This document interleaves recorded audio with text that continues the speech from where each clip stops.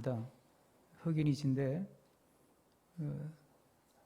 흑인 해방운동을 비폭력 무저항 정신으로 펼쳐서 미국 사회에 큰 영향을 미친 분이죠. 그분이 남긴 수많은 연설 중에 우리에게는 꿈이 있습니다 라는 아주 유명한 연설이 있습니다. 그 연설의 내용은 그렇습니다. 백인의 아이와 흑인의 아이들이 한 식탁에서 같이 식사하는 날이 올 것이라는 꿈이 있습니다. 지금은 그게 자연스럽지만 그때만 해도 그건 불가능했습니다. 백인이 나가는 교회가 따로 있었고 흑인이 나가는 교회가 따로 있었고 백인이 타는 버스가 따로 있었고 흑인이 타는 버스가 따로 있었고 또 흑인이 버스를 타더라도 앉는 자리가 따로 있었고 그런 차별이 분명하게 그어져 있었기 때문에 이제 마르틴 루터 킹 목사님이 그 연설을 하면서 흑인 운동을 펼칠 때만 하더라도 해방 운동을 펼칠 때만 하더라도 굉장한 반대도 있었고 또 어려움이 많았죠. 우리가 그렇게 인종이 다르고 또 사회적인 신분이 다르고 또 옛날 같으면 계급이라는 게 있었지 않습니까? 계급이 다르고 이런 사람들이 같은 자리에서 같이 밥을 먹고 공부한다고 하는 것이 지금은 당연하지만 이걸 이렇게 생각하게 된 게 얼마 되지 않았습니다. 여러분도 아는 것처럼 인도에는 카스트 제도라는 게 있습니다. 브라만부터 시작해서 쭉 계급이 있죠. 그리고 제일 밑에 계급에 들어가지도 못하는 계급이 하나 있습니다. 불가촉 천민이라는 계급입니다. 불가촉, 불가하다, 촉, 접촉하면 안 되는 천민이에요. 이 아이들은 학교도 못 갑니다. 그 집 아이들은. 그 집 아이들은 학교를 가면 어떻게 공부를 해야 하느냐? 교실에 못 들어가요. 밖에서 들어야 돼요. 또 교실 안에 들어가더라도 책걸상에 못 앉아요. 땅바닥에 앉아서 공부를 해야 돼요. 왜? 이 아이는 부정한 집의 아이이기 때문에 카스트 그룹 안에 들어있는 브라만, 크샤트리아, 수드라, 크샤트리아 이런 계급들이 있잖아요. 그 집의 아이들하고 이렇게 부딪히면 안 되는 거예요. 그럼 부정타니까. 그런 생각을 했어요. 지금도 그 생각을 하고 사는 사람이 인도에는 굉장히 많습니다. 법으로는 금지되어 있지만 여전히 불가촉 천민 취급을 받고 또 불가촉 천민의 생각을 가지고 사는 사람이 지금도 있다 이 말이에요. 그만큼 그게 어려운 거예요. 그걸 극복하는 것이. 오늘 본문에 보세요. 베드로하고 고넬료가 만난다? 이게 가능한 이야기예요? 사회적으로 보면 베드로는 출신이 뭐예요? 어부예요? 천민이에요. 고넬료는 군대 장관이에요. 장교예요. 군대 장교. 그러면 굉장한 신분을 가지고 지위를 가진 사람이에요. 그리고 민족적으로도 베드로는 유대인이에요. 유대나라는 로마의 지배를 받는 나라 백성이에요. 거기다가 천민이고 백부장 고넬료는 로마 사람 중에 장교예요. 어떻게 한 자리에 앉아? 이거는 상상할 수 없는 일이죠. 거기다가 또 유대인들은 이런 생각이 있었어요. 로마가 아무리 잘 나가도 저희들은 이방 민족이고 하나님의 선택을 못 받은 민족이다. 우리는 비록 너희들의 지배를 받는 민족이지만 하나님의 선택을 받은 선민이다. 이런 또 생각을 갖고 살았어요. 그래서 우리 유대인하고 이방인이 한 자리에 앉아서 밥을 먹는다? 그거는 꿈을 꿀 수 없다 이거지. 그거는 불가능한 이야기예요. 그래서 오늘 이 이야기가 있고 나서 11장에 넘어가 보면 베드로가 고넬료하고 밥 먹었다는 말이 퍼져가지고 어떻게 당신이 유대인이 돼가지고 그딴 짓을 할 수 있냐고 막 공격을 해대요. 유대인들이. 그만큼 그게 어려운 이야기예요. 그런데 어떻게 이런 일이 벌어졌는지. 그것도 길 가다가 우연히 부딪힌 것도 아니고, 그렇죠? 그냥 공공장소에 밥 먹으러 갔다가 어떻게 뭐 베드로하고 고넬료가 만나서 그냥 이렇게 만나게 된 것도 아니에요. 공식적으로 고넬료가 사람을 보내서 베드로를 초청을 했어요. 공식적인 초청을 했고, 베드로는 공식적인 초청을 받아서 그 초청에 응해서 고넬료 집에 가서 고넬료 집에서 같이 만난 거예요, 이게. 여러분, 이게 우리는 지금 당연하게 보이지만 그 시대적인 배경을 가지고 보면, 아니, 어떻게 이런 일이 가능하지? 이게 있을 수 없는 일이 벌어진 거예요. 있을 수 없는 일이. 오늘 우리가 이 말씀을 묵상하면서, 베드로가 고넬료를 만났구나. 고넬료와 베드로가 같이 만나서 같은 한 자리에서 밥을 먹고 같이 성경 공부를 하고 이런 희한한 일이 벌어졌구나. 어떻게 이게 가능하냐? 이 사건 속에 담겨있는 하나님의 은혜는 무엇인가?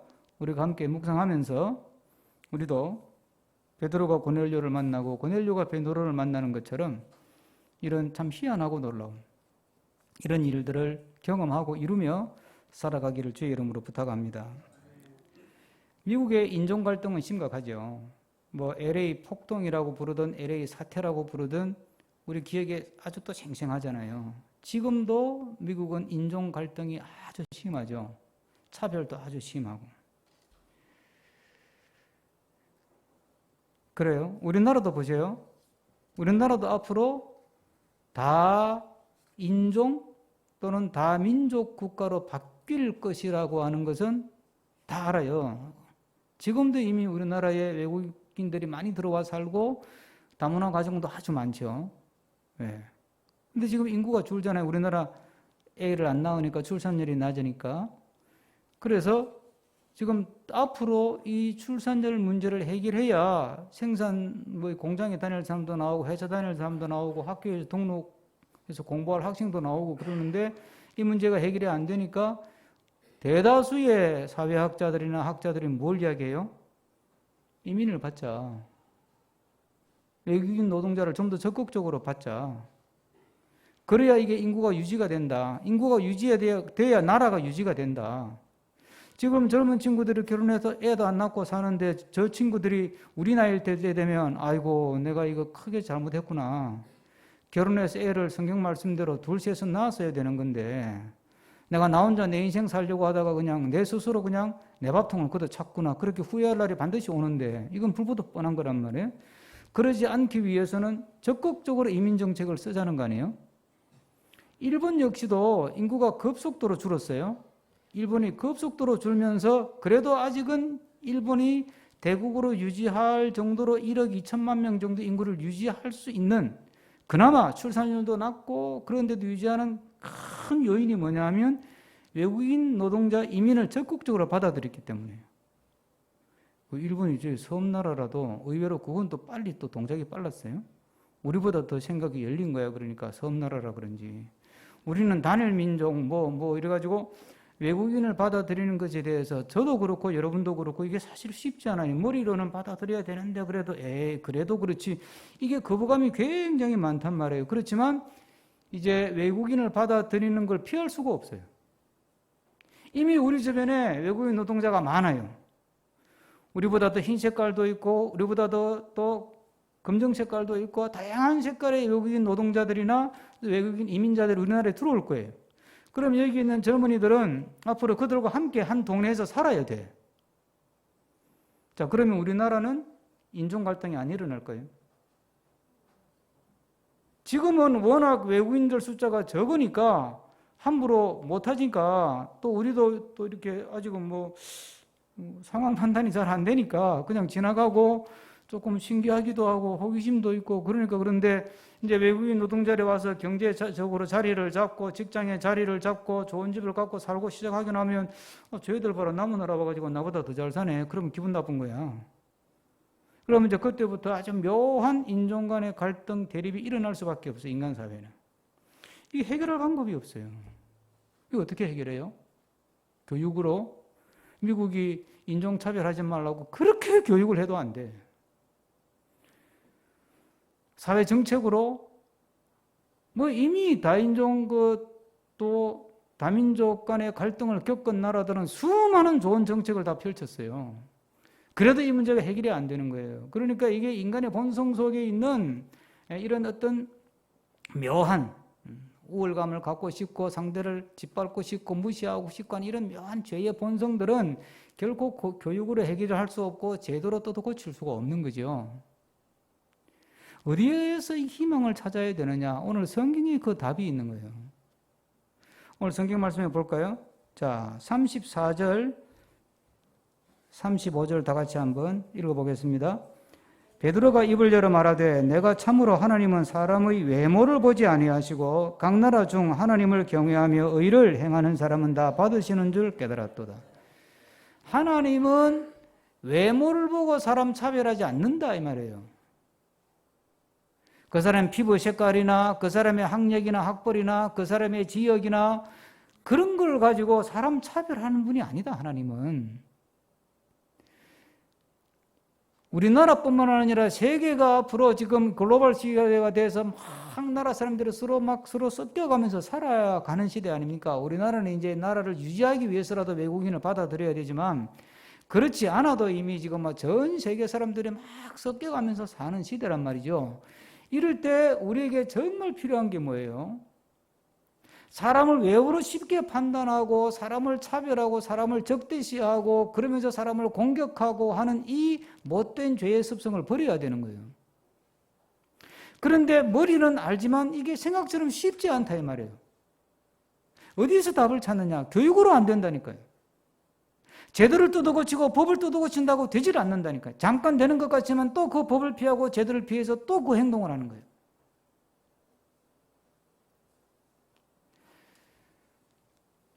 오늘 본문에도 베드로하고 고넬료가 한 상에서 밥을 먹는다?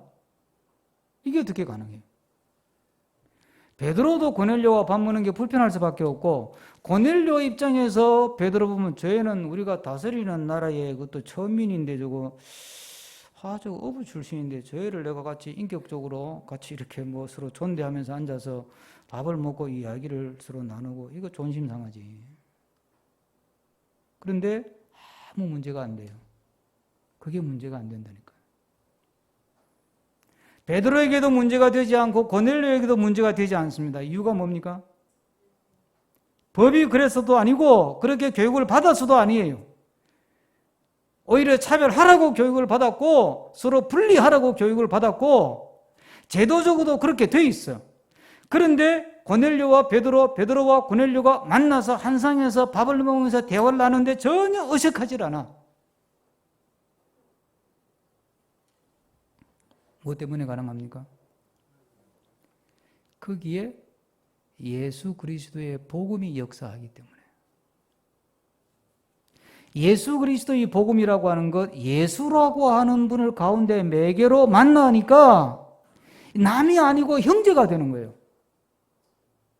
너의 사회적인 지위, 나의 사회적인 지위, 너의 경제 능력, 나의 경제 능력, 너의 학벌, 나의 학벌, 너의 지역, 나의 지역, 이걸 가지고 만나니까 부딪히고 갈등이 생기고 서로 무시하고 서로 잘난 척하고 서로 막 싸움이 일어나는데 그거 다 없이 예수 그리스도 한 분을 가운데 놓고 예수 그리스도를 매개로 예수의 복음을 매개로 만납니까? 너무 반가운 거예요. 너무 좋아. 예? 그냥 갑자기 형제가 되는 거예요, 갑자기. 그래서 오늘 본문을 안 읽었습니다만 다음 주 본문 읽을 텐데 마지막 절에 뭐라고 그러냐면 고넬료 집안에서 베드로를 보고 베드로 선생님 며칠 좀 더 있다 가세요. 그래요. 며칠 좀 더 있다 가세요. 그냥 급하게 친해질 정도로 예수님을 가운데 놓고 복음을 가운데 놓고 서로 대하니까 서로를 그 눈으로 보고 그 눈으로 대하고 그러니까 갑자기 그냥 형제 자매가 되는 거예요. 서신서를 보면 사도 바울은 뭐라 그러느냐면 성령 안에서는 종도 자유자도 구분이 없다 그래서 유대인이나 헬라인이나 종이나 자유자나 남자나 여자나 다 하나다 그랬어요. 다양한 민족의 사람들이, 다양한 계층의 사람들이, 다양한 취향의 사람들이, 다양한 생김새의 사람들이, 다양한 피부 색깔을 가진 사람들이 모여서 그들이 그 안에서 아름다운 조화를 이루고 함께 서로를 존중하고 배려하며 함께 서로 사랑하면서 협력하면서 아름다운 공동체를 이룰 수 있는 가장 확실한 근거는 바로 예수 그리스도에게 있는 줄로 믿습니다. 우리 안에 예수 그리스도의 은혜가 역사하고 우리 안에 예수 그리스도의 복음이 역사한다면 그 예수 그리스도 안에서 하나 되지 못할 사람은 없다는 거예요. 근데 이게 생각보다 참 어렵다는 거죠. 예를 들어서 미국에 지금도 그렇게 심하진 않지만 옛날에 그 흑인과 백인 사이의 갈등이 아주 심할 때 백인교회 따로 있고 흑인교회 따로 있고 막 그럴 때 교회도 그랬다니까. 교회도 아니 주님 안에서 다 형제요 다 자매요 주님 안에서 다 같이 구원받은 자예요 주님 안에서 다 죄인이요 주님 안에서 다 같은 하나님의 자녀들이라 그렇게 고백을 하면서도 백인은 싫어. 그래서 어느 흑인이 너무너무 예배를 드리고 싶은데 자기 동네에는 교회가 없고 흑인 교회가 없고 그래서 백인들이 모이는 예배당을 갔다는 거 아닙니까?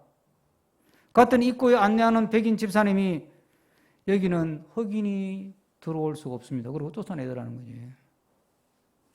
이 사람은 너무 예배를 드리고 싶고 주일이 됐는데 막 찬송 소리를 들으면 저 안에 들어가서 같이 찬송하고 싶은데 못 들어오게 하니까 그 앞에 계단에서 그냥 앉아가지고 울고 있었다는 거 아니에요. 한참 울고 있다가 잠이 들었던가 봐. 깜빡하는 사이에 예수님이 나타나가지고 너 왜 우냐 그러더래. 예수님 나 저기 들어가서 예배 드리고 싶은데 흑인이라고 들어오지 말래요. 그래서 못 들어가서 너무 슬퍼서 예배를 드리고 싶은데 무시당한 게 기분 나쁘고 슬픈 게 아니라 예배를 드리고 싶은데 예배를 못 드리니까 너무너무 슬퍼요. 그리고 울고 있더래. 그리고 예수님이 그 흑인의 등을 토닥토닥 두드리면서 그랬다는 거 아니에요. 울지 마라. 나도 못 들어갔다.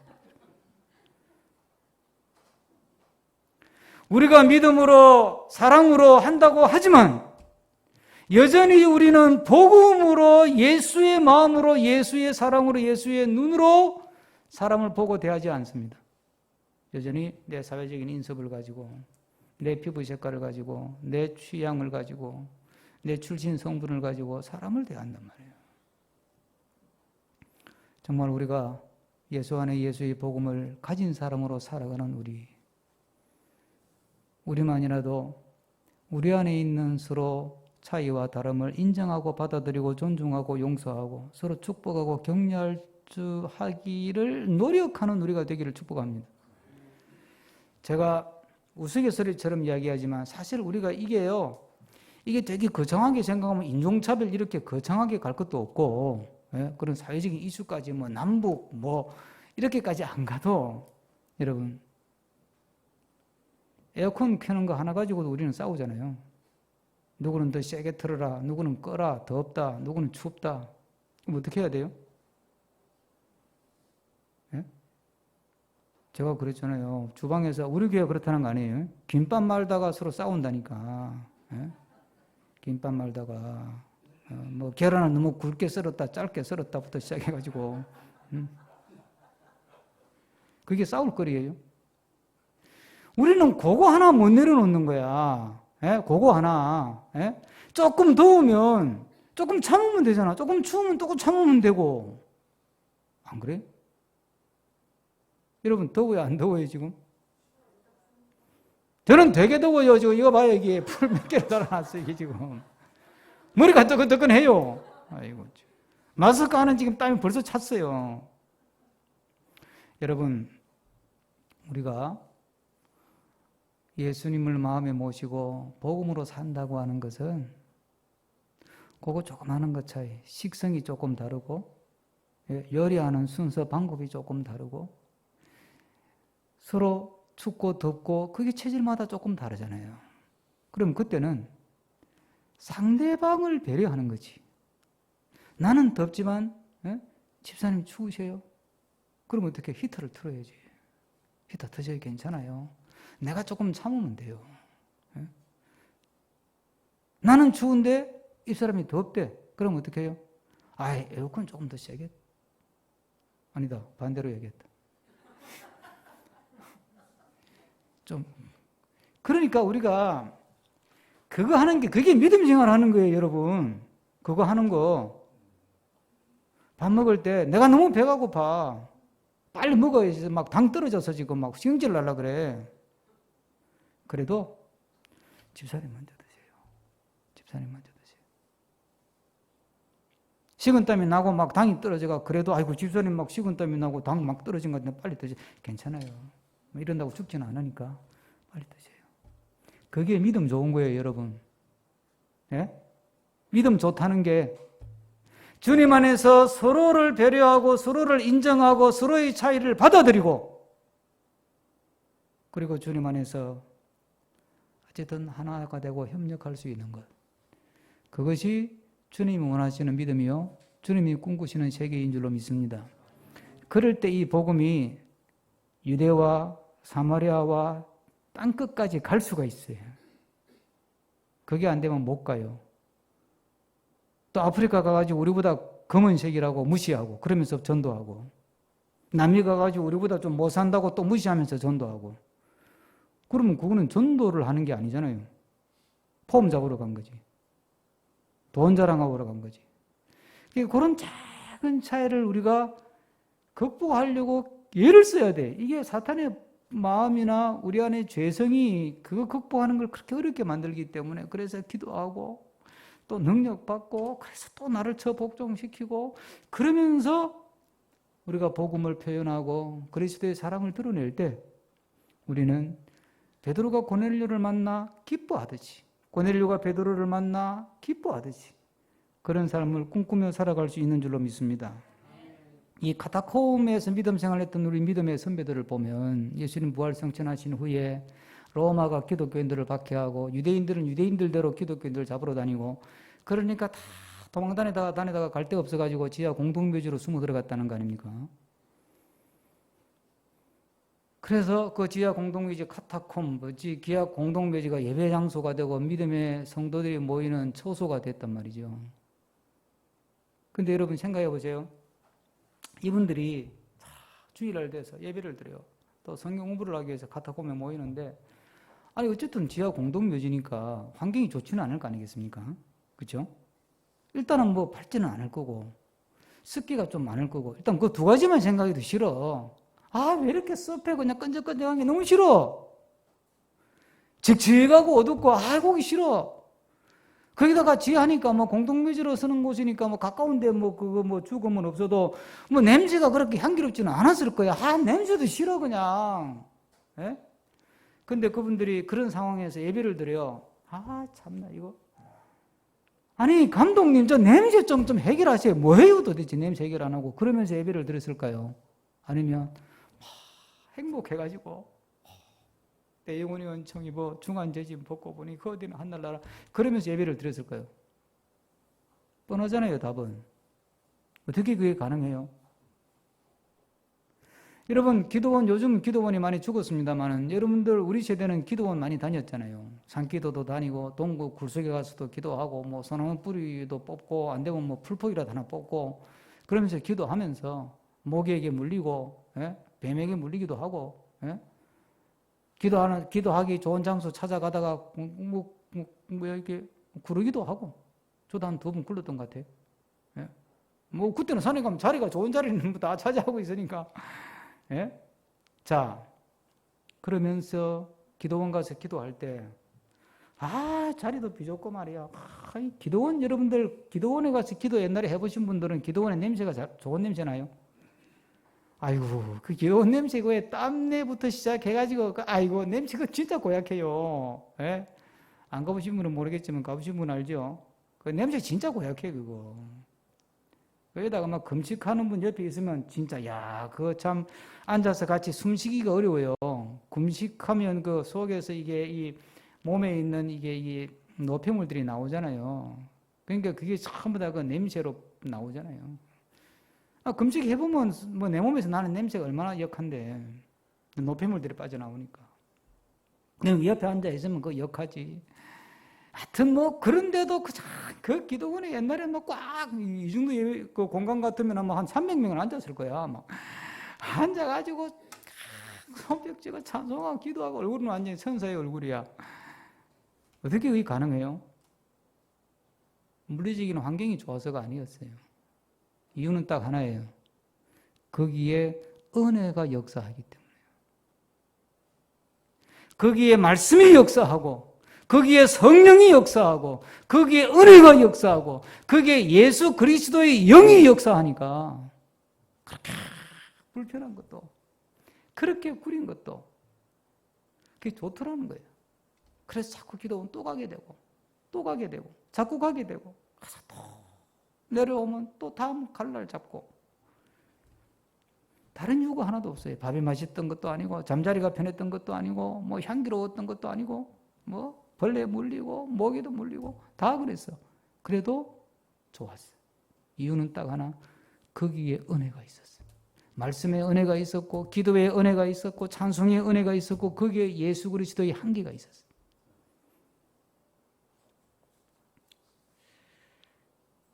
우리가 지금 중심교회와 한지붕 두부가족으로 지내요.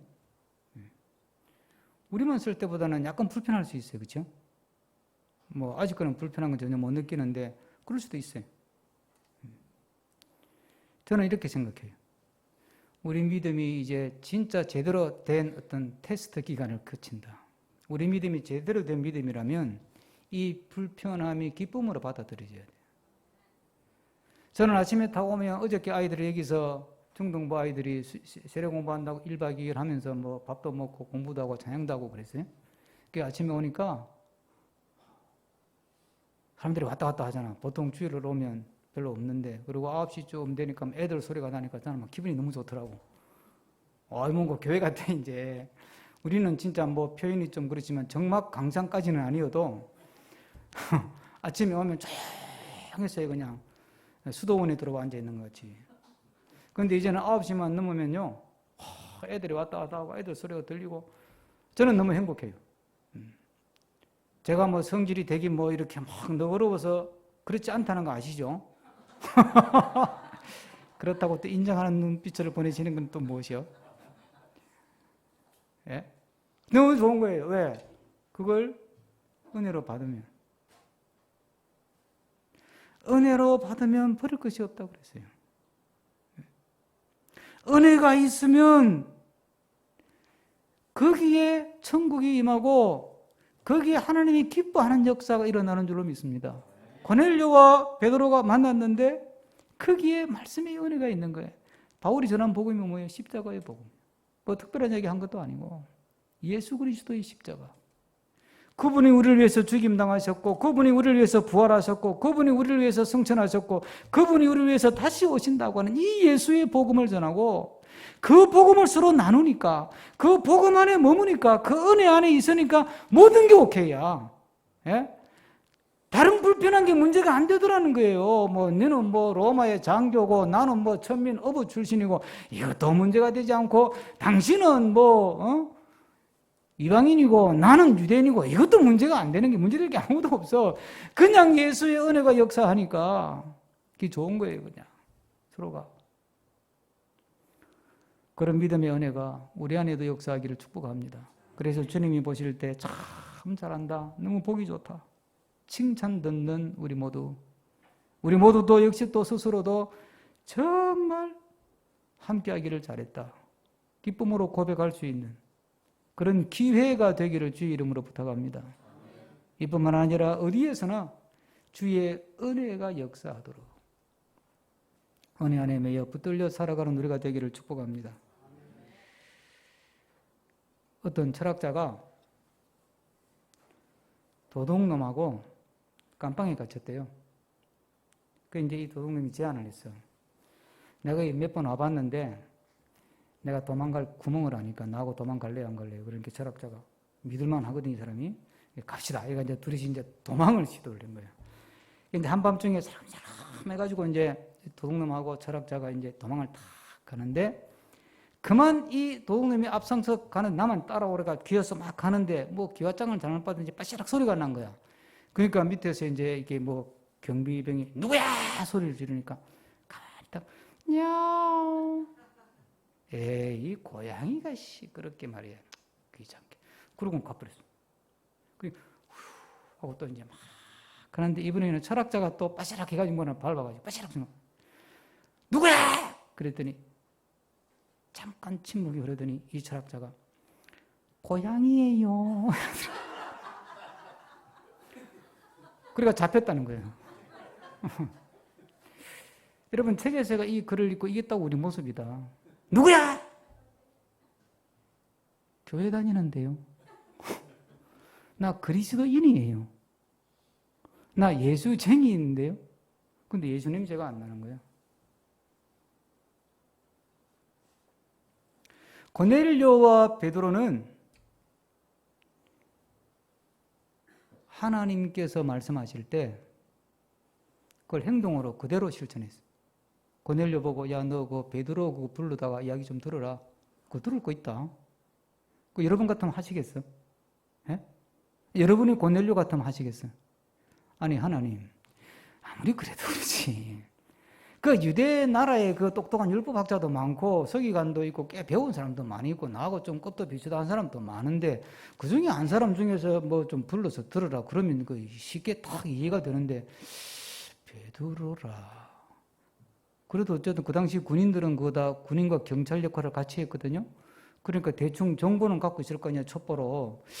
그 어부 출신인데 그 배운 것도 별로 없는데 그 성질은 되게 급한 걸로 조사가 됐고 거기다가 예수 믿는다 그래가지고 쫓겨다니고 도망다니는 신세라고 그렇게 첩보가 딱 잡혔는데 이 베드로를 집에 불러서 부르는 것도 알겠는데 불러서 한 수 들으라고 그러는데 그 여러분 같으면 그렇게 하겠냐고 못하지.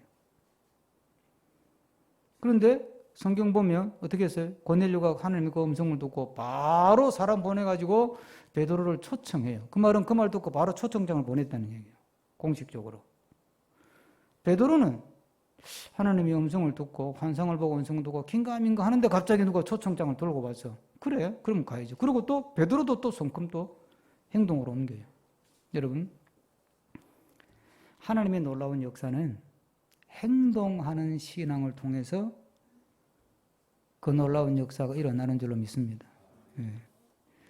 오늘날 성경 공부를 많이 하는 건 참 좋은 일인데 문제는 성경 공부를 많이 하면 믿음이 좋은 것이라고 착각한다면 그게 아주 문제가 심각해지는 거예요.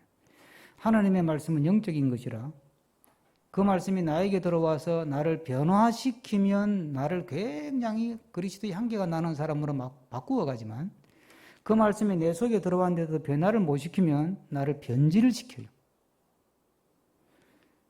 예? 나를 변질을 시켜서 향기가 나는 게 아니라 냄새가 나게 만든다니까요. 그게 말씀의 특징이에요. 말씀의 특징. 일반 책도 많이 읽으면 사람이 교만해지는데, 예?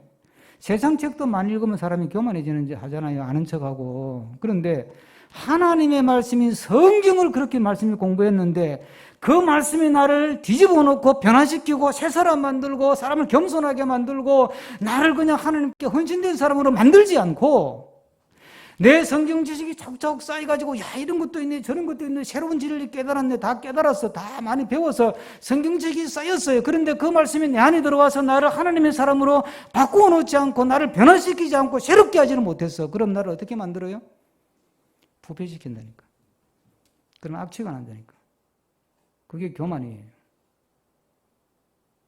이 말씀은 무서운 거예요. 하나님 은혜는 무서운 거라고요. 은혜를 받았는데 그 은혜가 나를 변화시키면 그 은혜는 나에게 능력이 되고 지혜가 되고 힘이 되고 하나님의 복이 되지만 그 은혜를 받고 말씀을 들었는데 그 은혜를 받은 은혜가 내가 들은 말씀이 내 안에 들어와서 나를 변화시키지 않으면 심각해진다니까요. 그 변화된다는 게 뭐겠어요? 그 말씀이 나를 행동으로 이끄는 거거든요. 작은 것이라도 하나님이 말씀하시면 행동하는 믿음, 행동하는 말씀, 행동으로 옮기는 은혜.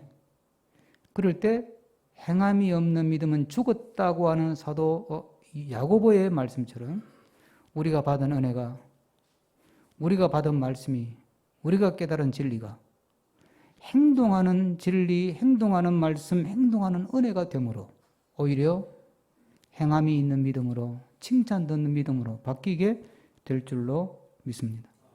나는 행동하는 믿음을 가졌는가? 나는 행동하는 은혜의 삶을 사는가? 나는 행동하는 진리를 가진 사람인가? 스스로 돌아보면서 주님 안에서 더 큰 것을 기대하고 위대한 일을 기대하며 살아가는 우리 모두가 되기를 축복합니다. 기도하겠습니다. 주신 말씀 생각하면서 잠깐 기도합니다.